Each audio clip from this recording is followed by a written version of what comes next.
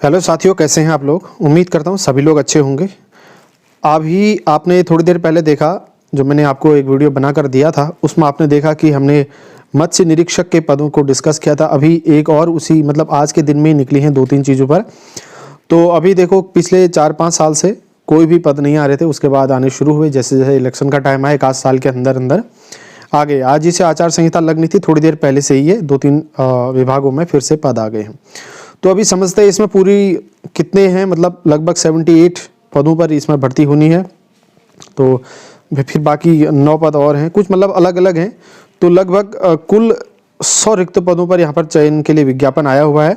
इसमें समझते हैं क्या क्या इंपॉर्टेंट चीज़ें हैं। जो भी इंपॉर्टेंट चीज़ें हैं, जो भी इंपॉर्टेंट सेक्शन है, उन सभी को हम ध्यान से समझेंगे। आप लोग मेरे साथ इस वीडियो में लास्ट तक रहना, प्रत्येक चीज़ को हम अच्छे से समझेंगे। बाद में फिर ये मत कहना कि ये चीज़ हमारे समझ नहीं आया, इसमें क्या करना है, उसमें क्या करना है। वीडियो को पूरा देखते नहीं हो और उसके बाद फिर पूछते हो कि इसमें क्या करना है, उसमें क्या करना है। प्लीज़ वीडियो को लाइक कर देना। आप लाइक करेंगे, यही हमारी फीस है दोस्तों। चैनल को सब्सक्राइब भी आप कर लेना दोस्तों। चलिए बढ़ते हैं आगे, ज़्यादा बात ना करते हुए। देखिए यहाँ पर फॉर्म, जैसे कि आपको पता है, विज्ञापन की तिथि 8 तारीख को आज ये विज्ञापन निकला हुआ है। आवेदन की प्रारंभिक तिथि यानी कि 27 तारीख से आवेदन होगा। आज अभी बहुत ज़्यादा दिन है, 20-21 दिन का समय और है। तो 27 तारीख से आप इस फॉर्म को भरना शुरू कर पाएंगे। ऑनलाइन भरे जाते हैं फॉर्म आजकल, आपको पता ही हुआ। उसके बाद 12 मार्च तक ये फॉर्म भरे जाएंगे, ठीक है। तो यानी कि बहुत समय आपके पास है। 27 जनवरी से 12 मार्च तक बहुत ज़्यादा समय, लगभग 1.25 से 1.5 महीने का समय आपको मिलने वाला है।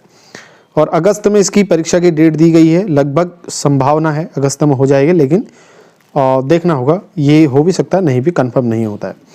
तो यहाँ पर पदों की संख्या घटाई और बढ़ाई जा सकती है, और बाकी चीज़ें इंपॉर्टेंट नहीं है। मैंने आपको बताया है OTR वगैरह के बारे में।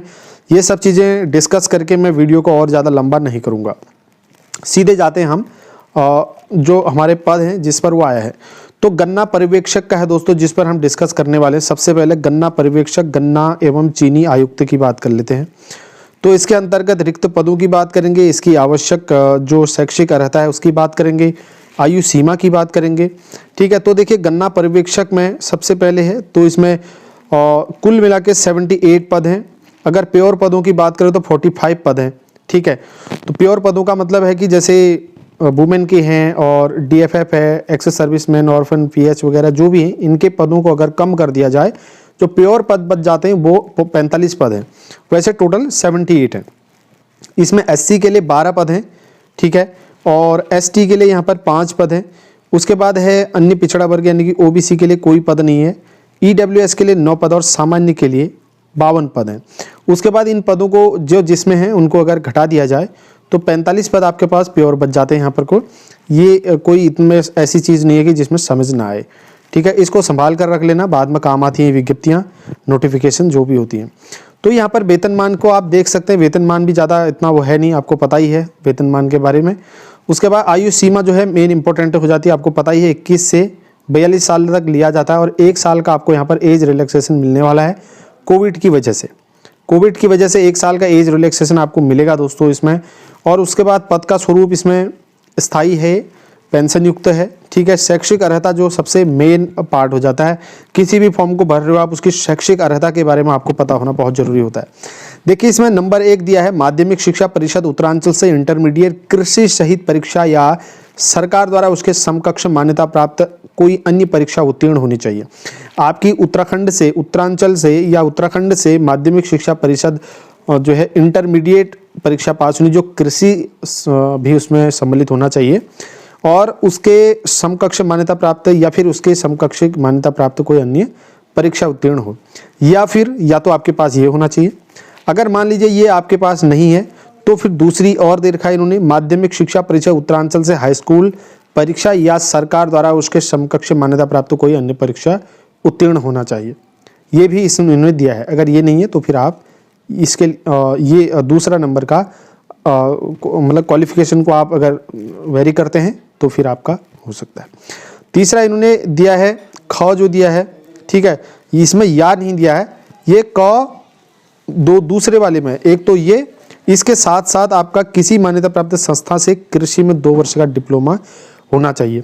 या तो आपके पास फर्स्ट वाला ऑप्शन होना चाहिए जिसमें आपका इंटरमीडिएट उत्तरांचल से होना चाहिए, माध्यमिक शिक्षा परिषद उत्तराखंड के, उसमें कृषि आपकी इंटरमीडिएट में होनी चाहिए, या फिर आपका किसी भी स्कूल से यानी कि जो उत्तराखंड माध्यमिक शिक्षा परिषद उत्तरांचल से हो, हाई स्कूल हो, और साथ ही साथ उसके क्या हो जो ख में दे रखा है किसी मान्यता प्राप्त संस्था कृषि में 2 वर्ष का डिप्लोमा।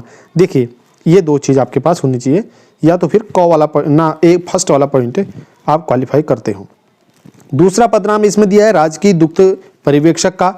तो दुग्ध पर्यवेक्षक के यहाँ पर केवल 9 पद हैं। अगर प्योर पदों की बात करें 5 पद हैं, ठीक है। इसमें SC ST और OBC के लिए कोई पद नहीं है, EWS के लिए 1 है और सामान्य के लिए 8 पद हैं, तो इसको भी आप भर सकते हैं। इसमें भी एज का वही है 21 से 42 साल के बीच, यानी कि 1 साल और मिलेगा तो आप इसको 43 मान सकते हैं। शैक्षिक अर्हता की बात कर लेते हैं, सबसे इंपॉर्टेंट सेक्शन होता है। तो कृषि में कम से कम इंटरमीडिएट परीक्षा अवश्य उत्तीर्ण होनी चाहिए इसमें, या फिर भारतीय कृषि अनुसंधान परिषद का भारतीय दुग्धशाला डिप्लोमा अवश्य होना चाहिए। 2 चीज़ है, एक तो इंटरमीडिएट परीक्षा उत्तीर्ण हो जो कृषि से हो, या फिर भारतीय कृषि अनुसंधान परिषद का भारतीय दुग्धशाला डिप्लोमा होना चाहिए। उसके बाद तीसरा पदनाम है बागान पर्यवेक्षक का। तो बागान पर्यवेक्षक में देखिए आप चाय विकास बोर्ड के लिए केवल 4 पद यहाँ पर हैं। इसमें से 1 पद EWS के लिए है और 3 पद अनुसूचित जाति के लिए है, ठीक है। तो यहाँ पर कुल मिला के 4 पद हैं, ठीक है। तो 4 के 4 बिल्कुल प्योर पद हैं और देख सकते हैं आप यहाँ पर। तो इसमें आयु सीमा सेम है, बाकी चीज़ें इसमें बात क्या करें वेतनमान वगैरह, तो पद का स्वरूप वगैरह, और शैक्षिक अर्हता सबसे मेन है यहाँ पर। दोस्तों यहाँ पर आपसे इंटरमीडिएट मांगा है, इंटरमीडिएट पास होने चाहिए या तो विज्ञान विषय से या फिर कृषि विषय से। विज्ञान या कृषि में से दोनों, साइंस साइड या फिर एग्रीकल्चर से आपने इंटर किया है तो फिर आप इसके लिए एलिजिबल हैं, आप इस फॉर्म को भर सकते हैं, ठीक है। उपरोक्त जो ऊपर था, सॉरी एरो मैंने गलत लगा दिया, जो ऊपर मैंने आपको दिखाया वो वाला फॉर्म। उसके बाद है ओवन ओवरसियर का फॉर्म है, ठीक है। तो सॉरी गार्डन ओवरसियर का फॉर्म है। तो गार्डन ओवरसियर पदनाम है, तो यहाँ पर आप देखेंगे गार्डन ओवरसियर गोविंद वल्लभ पंत कृषि और प्रौद्योगिकी विश्वविद्यालय, केवल 1 पद इसमें है। समझ लेते हैं इसमें 1 पद वो है भी सामान्य के लिए है।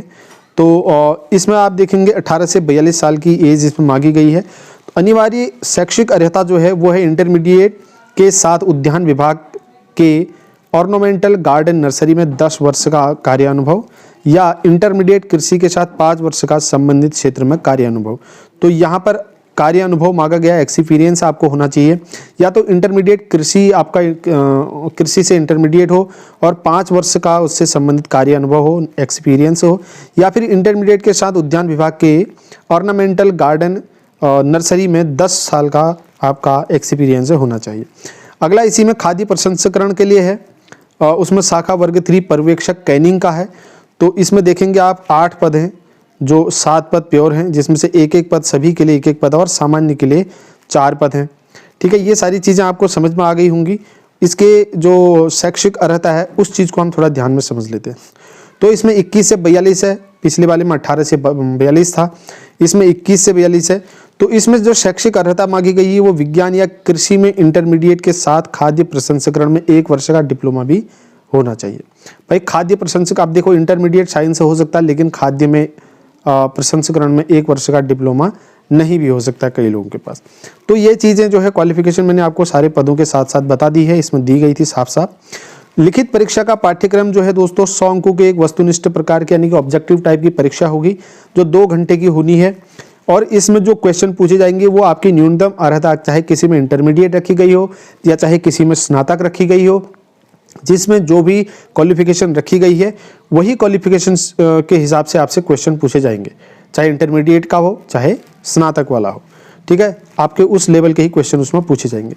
लिखित प्रतियोगी परीक्षा वगैरह ये 45% और 35%, 1/4 ऋणात्मक हो जाएगा। ये सारी चीज़ें जो सभी फॉर्मों में दी जाती हैं वही होती हैं। अधिमान वगैरह भी वही है। आयु के गणना के बारे में जो पिछले फॉर्मों में है वही मैंने आपको बताया, 1 जुलाई 2021 को गणना होती है। उसके बाद 43 साल तक का आपको मिलेगा, क्योंकि 42 है, ठीक है, तो 42 होता है प्लस 1 साल का आपको मिलने वाला है जो है इसमें वेटेज। ये सारी चीज़ें बता दी है मैंने, और शुल्क वगैरह इसमें आपको नहीं पड़ेगा। और इसके पात्रता के लिए मैंने आपको बताई है, अगर आपके पेरेंट्स सैनिक अर्धसैनिक बलों में कार्य करते हैं, राज्य के और गवर्नमेंट जॉब करते हैं उत्तराखंड के अंदर, आप चाहे अदर स्टेट से हों और यहाँ पर सरकारी अर्ध सरकारी में कार्यरत हैं, ऐसे हैं, या फिर जो जिनका ट्रांसफ़र यहाँ से बाहर नहीं हो सकता, या उत्तराखंड के ऐसे लोग जो बाहर रहते हैं उनका ट्रांसफ़र इधर उधर नहीं हो सकता सरकारी नौकरी में, अर्ध सरकारी नौकरी में, तो किसी भी प्रकार से, या आप लोगों ने यहाँ से हाई स्कूल इंटर वगैरह कर रखा है तो वो लोग इस फॉर्म को भर सकते हैं। ये पूरा जहाँ से पात्रता वाला है इस सेक्शन को ध्यान से पढ़ लेना, ठीक है। बाकी मैंने हर वीडियो में बताया है आपको, इसको थोड़ा डिटेल में पढ़ लेना, स्क्रीनशॉट ले लो तो आपको पूरा अच्छे से समझ में आ जाएगा। कहीं पर कोई दिक्कत प्रॉब्लम आती है तो फिर भी आप पूछ सकते हैं, लेकिन आप पूरा वीडियो देखते हैं नहीं, ध्यान से सुनते हैं नहीं, उसके बाद आपके समझ में आती नहीं है। तो ये सारी चीज़ें मैंने आपको बता दी, फीस के बारे में बता दिया, फीस भी आपको कुछ पढ़ने वाली नहीं है, तो पूरी मुझे लगता है कि मैंने पूरा डिटेल आपको बता दिया है, ठीक है। नेक्स्ट वीडियो मिलेंगे, तब तक के लिए ढेर सारी शुभकामनाएं, धन्यवाद।